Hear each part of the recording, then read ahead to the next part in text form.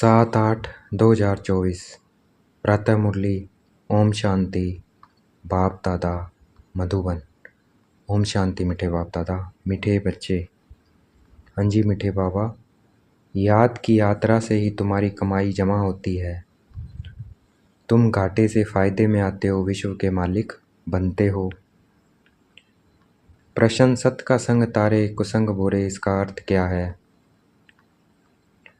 उत्तर, जब तुम बच्चों को सत का संग अर्थात बाप का संग मिलता है तब तुम्हारी चढ़ती कला हो जाती है।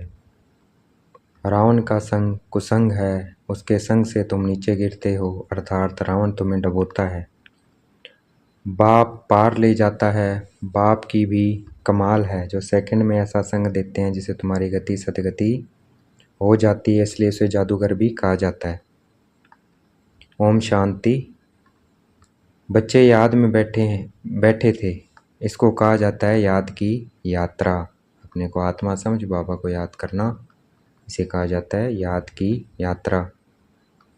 बाप कहते हैं योग अक्षर काम में ना लाओ, बाप को याद करो। वह है आत्माओं का बाप, परम पिता, पतित पावन। उस पतित पावन को ही याद करना है। बाबा कहते योग की जगह क्या बोलो, याद शब्द को लाओ, याद करना है बाबा को। उस पतित पावन को ही याद करना है। बाप कहते हैं देह के सब संबंध छोड़ एक बाप को याद करो। कहते हैं ना, आप मुए मर गई दुनिया। भाई देह के साथ ही संबंध है, देह खत्म तो क्या है, सब संबंध खत्म। तो इसलिए आप मुए मर गई दुनिया। तो बाबा क्या कहता है, तुम शरीर नहीं हो, आत्मा हो। तो संबंध किसके थे? शरीर के थे। तो अब उनको भूलना है। मरने के बाद भी तो क्या होता है, सब खत्म हो जाता है। तो बाबा उसकी प्रैक्टिस करवा रहा है कि पहले ही अपने को आत्मा समझो और बाबा को याद करो। ये सब देह के संबंध है, इनको भूलना है क्योंकि अब घर जाना है वापस। देह सही देह के जो भी संबंध आदि देखने में आते हैं उनको याद नहीं करो। किसको याद करना है? आत्मा समझ बाबा को याद करना है, और जो भी हैं उन सबको भी आत्मा देखना है। तो क्या होगा, हम संबंधों से मुक्त होते जाएंगे। एक बाप को याद करो तो तुम्हारे पाप जल जाएंगे। तुम जन्म जन्मांतर की पाप आत्माएं हो ना, यह है ही पाप आत्माओं की दुनिया। सतयुग है पुण्य आत्माओं की दुनिया। अब पाप सब कट कर पुण्य कैसे जमा हो? बाप की याद से ही जमा होंगे। सब पाप कट कर पुण्य बाबा की याद से होंगे। आत्मा में मन बुद्धि है ना, तो आत्मा को बुद्धि से याद करना है। बाप कहते हैं तुम्हारे जो भी बिन मित्र संबंधी है उन सबको भूलो। वह सब एक दो को दुख देते हैं, एक पाप करते हैं। वह सब क्या है, एक दो को दुख देते हैं और एक पाप करते हैं जो काम कटारी चलाते हैं। दूसरा पाप फिर क्या करते हैं, जो बाप सर्व का सदगति दाता है, बच्चों को वेद का सुख देते हैं अर्थात स्वर्ग का मालिक बनाते हैं, उसे सर्वव्यापी कह देते हैं। दूसरा पाप ये करते हैं। यह पाठशाला है, तुम आए हो यह पढ़ने। यह लक्ष्मी नारायण है तुम्हारी एम ऑब्जेक्ट। हमारी एम ऑब्जेक्ट क्या है? लक्ष्मी नारायण। सबसे ऊंची पोजीशन है इस दुनिया की। जितने भी हैं डॉक्टर, इंजीनियर, वकील, CM PM, सबसे ऊंची पोजीशन कौन सी है? लक्ष्मी नारायण की। और कोई ऐसे कह न सके। तुम जानते हो अभी हमको पवित्र दुनिया का मालिक बनना है। हम ही विश्व के मालिक थे। पूरे 5000 वर्ष हुए हैं देवी देवता विश्व के मालिक है ना। कितना उच्च पद है। जरूर यह बाप ही बनाएंगे। बाप को ही परमात्मा कहते हैं, उनका असल नाम है शिव। फिर बहुत नाम रख दिए हैं, जिसे बॉम्बे में बहुलनाथ का मंदिर है अर्थात कांटों का जंगल को फूलों का बगीचा बनाने वाला है, इसलिए बबुलनाथ। नहीं तो उनका असली नाम एक ही शिव है। इनमें प्रवेश करते हैं तो भी नाम शिव ही है। तुमको इन ब्रह्मा को याद नहीं करना है, यह तो देहधारी है। तुमको याद करना है विदेही को। तुम्हारी आत्मा पतित बनी है, उनको पावन बनाना है। कहते भी है महान आत्मा पाप आत्मा, महान परमात्मा नहीं कहते हैं। अपने को परमात्मा व ईश्वर भी कोई कह न सके। कहते भी हैं महात्मा पवित्र आत्मा, सन्यासी सन्यास करते हैं इसलिए पवित्र आत्मा है। बाप ने समझाया है, वह भी सभी पुनर्जन्म लेते हैं। देहधारियों को पुनर्जन्म जरूर लेना पड़ता है। विकार से जन्म ले, फिर जब बड़े बालिग बन जाते हैं तो संन्यास कर लेते हैं। देवताएं तो ऐसे नहीं करते हैं, देवताएं पवित्र ही होते हैं बचपन से ही, क्योंकि पवित्रता से जन्म होता है। वह तो एवर पवित्र हैं। बाप अभी तुमको आसुरी से दैवी बनाते हैं, दैवी गुण धारण करने से दैवी संप्रदाय बनेंगे। दैवी संप्रदाय रहते हैं सतयुग में, आसुरी संप्रदाय रहते हैं कलयुग में। अभी है संगम युग। अब तुमको बाप मिला है, कहते हैं अब तुमको फिर दैवी संप्रदाय बनना है।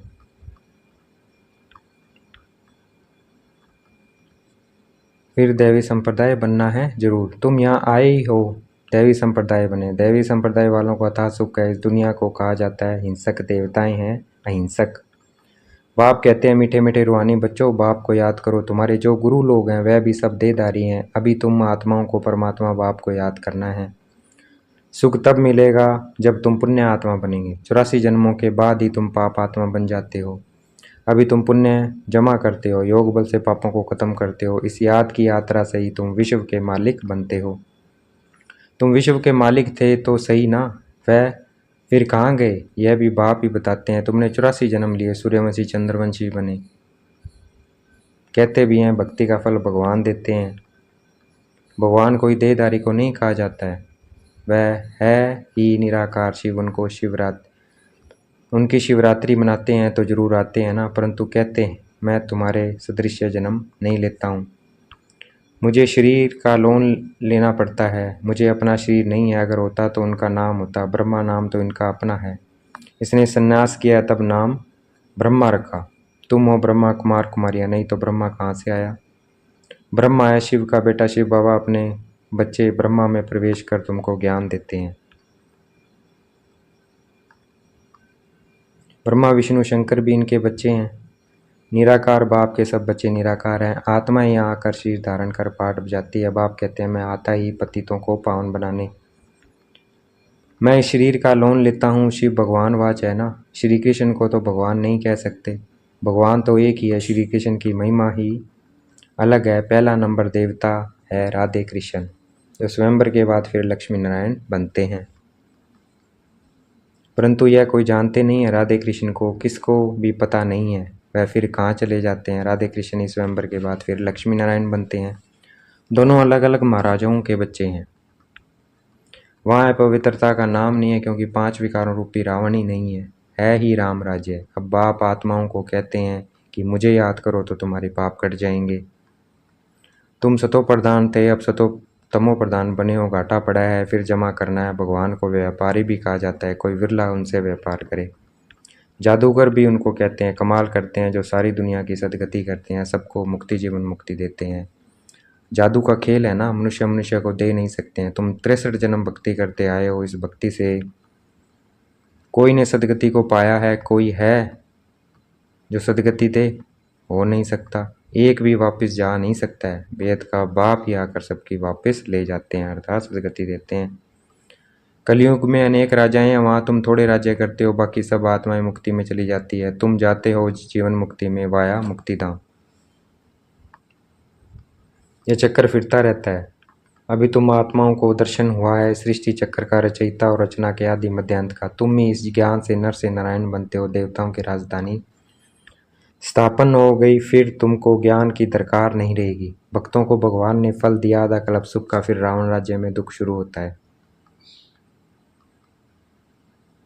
आहिस्ते आहिस्ते सीढ़ी उतरते हैं। तुम सतयुग में हो तो भी एक दिन जो बीता सीढ़ी उतरनी होती है। तुम 16 कला संपूर्ण बनते हो, फिर सीढ़ी उतरते ही रहते हो। सेकंड बाई सेकंड टिक टिक होती है, उतरते ही जाते हैं। समय बीतते बीतते इस जगह आकर पहुँचे हो, वहाँ भी तो ऐसे ही घड़ियाँ बीतती जाएगी। हम सीढ़ी चढ़ते हैं, एक कदम फट से, फिर सीढ़ी उतरनी है जूं मिसल। एक फट से चढ़ते हैं, फिर उतरनी आराम से उतरते हैं।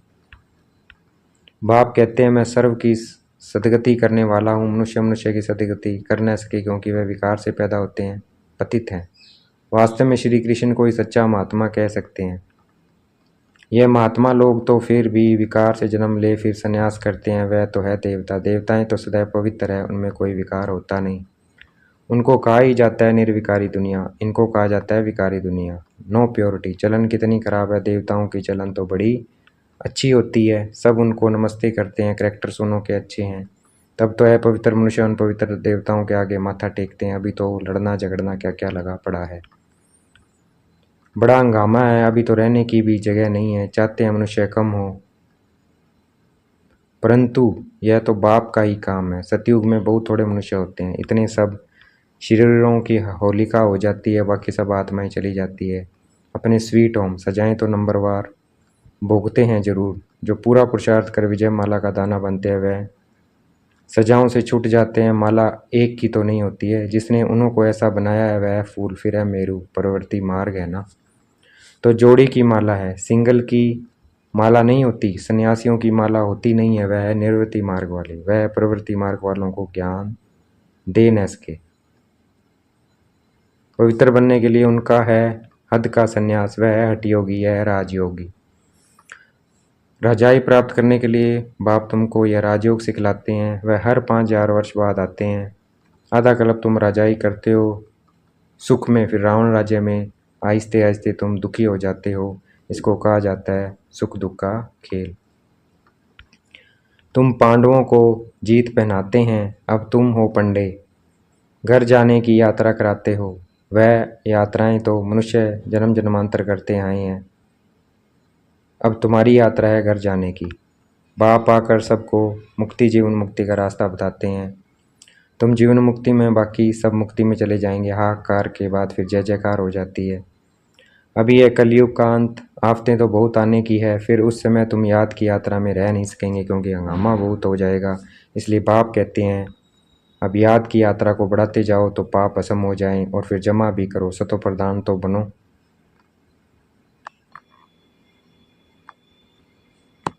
बाप कहते हैं मैं हर कल्प के पुरुषोत्तम संगम युग पर आता हूँ। यह तो बहुत छोटा सा ब्राह्मणों का युग है, ब्राह्मणों की निशानी चोटी होती है। ब्राह्मण देवता क्षत्रिय वैश्य शूद्र, यह चक्कर फिरता ही रहता है। ब्राह्मणों का बहुत छोटा कुल होता है। इस छोटे से युग में बाप आकर तुमको पढ़ाते हैं। तुम बच्चे भी हो तो स्टूडेंट भी हो, फॉलोअर्स भी हो, एक के ही है। ऐसे कोई मनुष्य होता नहीं है जो बाप भी हो, शिक्षक देने वाला टीचर भी हो, सृष्टि के आदि मध्य अंत का ज्ञान देता हो, फिर साथ में भी ले जाए। ऐसा कोई मनुष्य हो ना सके। यह बातें अभी तुम समझते हो। सतयुग में भी पहले पहले बहुत छोटा झाड़ होता है, बाकी सब शांति धाम में चले जाएंगे। बाप को कहा जाता है सर्व का सदगति दाता। बाप को बुलाते हैं पतित पावन बाबा आओ, दूसरी तरफ फिर कहते हैं परमात्मा कुत्ते बिल्ली पत्थर ठिक्कर सब में है। वेद के बाप का उपकार करते हैं। बाप जो विश्व का मालिक बनाते हैं उनको डिफेम करते हैं। इसे ही कहा जाता है रावण का संग दोष। सत्य का संग तारे को संग डुबोए। रावण राज्य शुरू होता है तो तुम गिरने लग पड़ते हो। बाप आकर कर तुम्हारी चढ़ती कला करते हैं। बाप आकर मनुष्य को देवता बनाते हैं तो सर्व का भला हो जाता है। अभी तो सब यहाँ, बाकी जो भी रहे हुए हैं वे आते रहते हैं। जब तक निराकारी दुनिया से सब आत्माएं आ जाएंगी तब तक तुम इम्तिहान में भी नंबरवार पास होते जाएंगे। इनको कहा जाता है रूहानी कॉलेज। रूहानी बाप रूहानी बच्चों को पढ़ाने आते हैं। रावण राज्य आया तो फिर शरीर छोड़ अपवित्र राजा बने और पवित्र देवताओं के आगे माथा टेकने लगे। आत्मा ही पतित अथवा पावन बनती है। आत्मा पतित तो शरीर भी पतित मिलता है। सच्चे सोने में खाद बढ़ती है तो खाद का जेवर हो जाता है। अब आत्मा से खाद निकले कैसे? योग अग्नि चाहिए, उनसे तुम्हारे विक्रम विनाश हो जाएंगे। आत्मा में चांदी तांबा लोहा पड़ गया है, यह है खाद। आत्मा सच्चा सोना है, अब झूठी बन गई है, वे खाद निकले कैसे? यह योग अग्नि। ज्ञान चिता पर बैठे हो, आगे थे काम चिता पर। बाप ज्ञान चिता पर बिठाते हैं, सिवाय ज्ञान सागर बाप के और कोई ज्ञान चिता पर बिठा न सके। मनुष्य भक्ति मार्ग में कितनी पूजा करते रहते हैं, लेकिन किसी को जानते नहीं है। अभी तुम सबको जान गए हो।